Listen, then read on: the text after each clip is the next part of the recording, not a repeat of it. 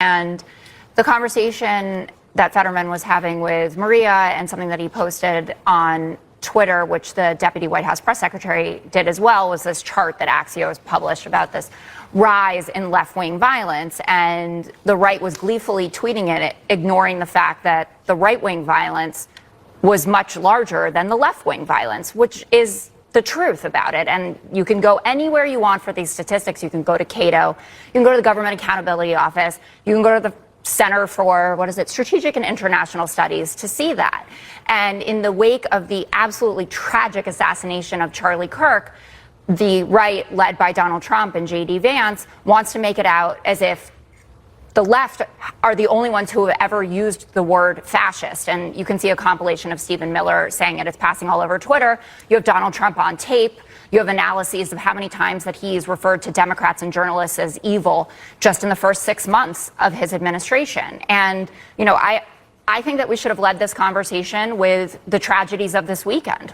We had more mass shootings, which is just a daily occurrence in American life. And Kash Patel, J.D. Vance, and Donald Trump, Caroline Levin as well, out there with a very different narrative than I would think that they would have, but because it doesn't add up for them. The guy who drove up to the Mormon church, set the place on fire, killed 5 people, shooting them, was a Trump supporter.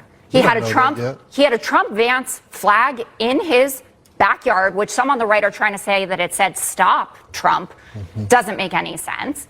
And if a leftist or someone had killed someone and had a Dark Brandon flag or a Biden-Harris flag, you don't think that Kash Patel, that would have been the first thing that he would have said? Yeah, because the right is going everywhere saying, go after the Mormon people. There's a difference. There's a difference when there's one person, a one-off, and people that are going it's not a on one-off. the day-to-day Go back basis. to the Axios chart, and you can see how much of a not one-off it is. The hypocrisy is astounding. If you want to have a message of tolerance and let's get these people the mental health they need, because he needed mental health, so did the guy in North Carolina who killed 3 people at that waterfront bar, a veteran, people who we ignore and don't treat.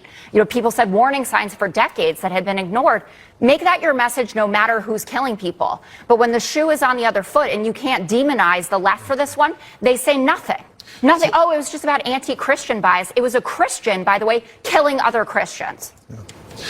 And the conversation